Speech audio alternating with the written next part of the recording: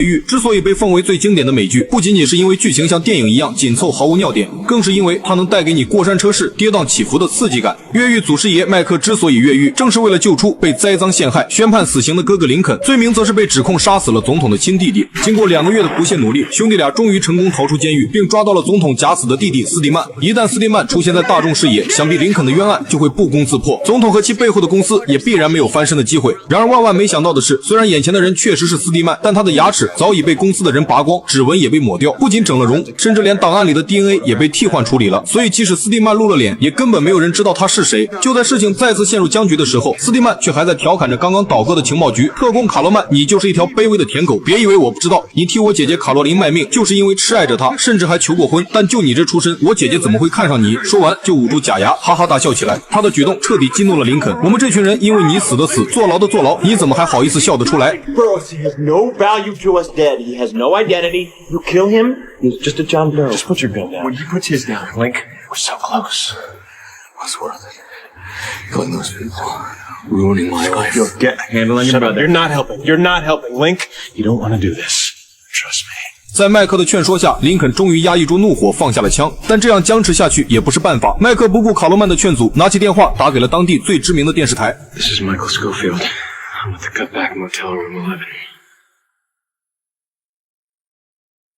And I want to turn myself in. 如此爆炸性的新闻，电视台当然不可能错过。然而万万没料到，知道麦克要将他曝光的斯蒂曼变得异常激动，他突然抢过林肯腰间的枪，想要他们放自己走。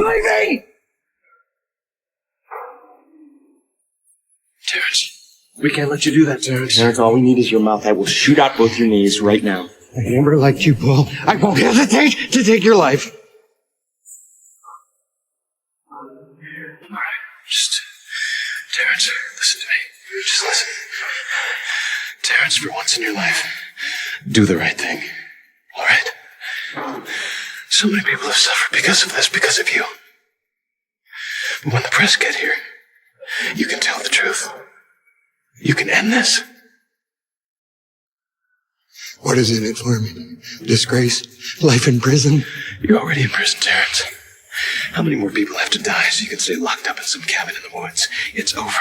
但斯蒂曼不想姐姐的前途尽毁，又害怕坐牢，再三犹豫后选择了自杀。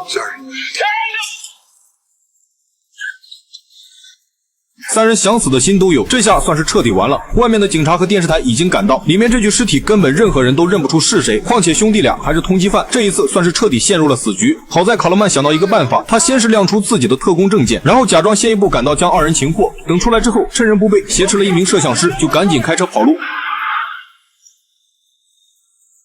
摆脱警察追踪后，三人来到一间空旷的仓库。经过一番商量，决定利用这个摄像师弄出一个惊天大新闻。此时的马红已经痊愈回到工作岗位，原来那一枪并没有击中要害，而新闻上正播放着麦克兄弟俩的申诉视频。My name's Lincoln Burroughs, and I'm innocent.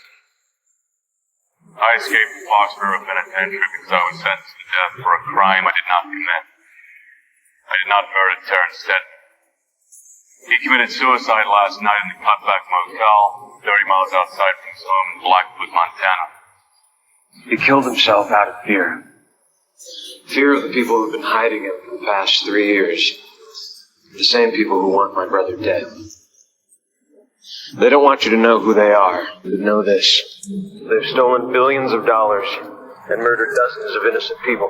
And yet they plaster our faces on the news and tell you to be afraid. They are a group of multinationals, corporate interests. Together they're known as the Company. They are working with the highest levels of government, including the President of the United States. Damage All control told, immediately. they've stolen billions of dollars Before this hits and murdered page 1. dozens of innocent people. It's already airing. Start a wildfire in Florida! Find a storage unit full of Arabs, I do not care! As long as it's not about Lincoln Burroughs! Go!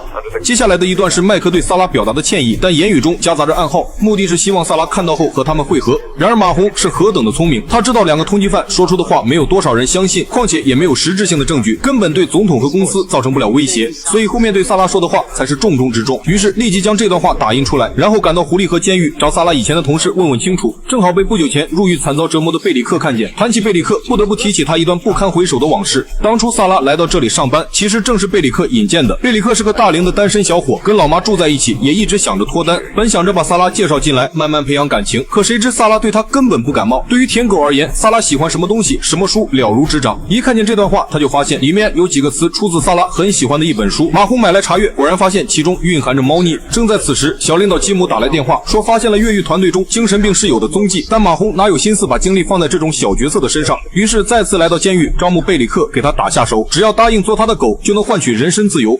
You're gonna do it for me, unofficially, under the radar. No paper trail. I need a junkyard dog who's willing to do the ugly things it takes to bring a con to justice. Are you my dog, Brad? Damn hell yeah, I am. 恢复自由身的贝里克赶到了现场，终于将神经病室友逼到了高台上。他立马打电话叫来了马洪。马洪的目的很明确，只要和麦克兄弟俩有接触的人必须得死，但又不能做得太明显。于是，一顿谆谆教诲，这个世界就是地狱，只要从这里跳下去，就能去往天堂。也没费什么劲，精神病在他的感化下，终于跳下了高台。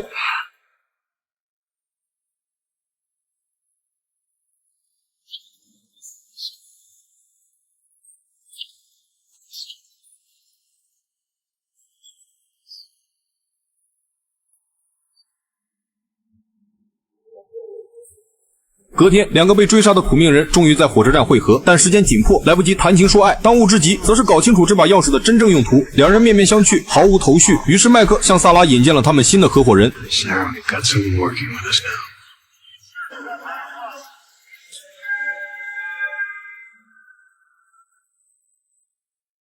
也是在这个时候，麦克终于知道萨拉曾遭到过卡罗曼的百般折磨。麦克第一次产生了想要杀一个人的冲动，可是没有卡罗曼，他们想要扳倒总统卡洛琳几乎不可能。恢复理智的麦克终于松开了手，卡罗曼立马献了投名状，说那把钥匙属于芝加哥的一家私人俱乐部。四人急忙动身，卡罗曼再次利用特工身份上了火车，并单独隔离了一节车厢。半路上，卡罗曼悄悄给总统卡洛琳打了一个电话。直到这个时候，他还在犹豫是否将麦克兄弟俩交给他，回到卡洛琳身边，乖乖做一只舔狗。可对方一直追问你们在哪儿，赶紧把人带过来，绝口不提以后我们该怎么样。虽然特工的手机都安了防定位系统，但卡洛曼不知道的是，小领导吉姆正在安排人通过声音辨别他所在的位置。没过多久，火车就突然减速，往外一看，竟然发现火车已经被拦截了。这一次，他们恐怕是插翅难飞。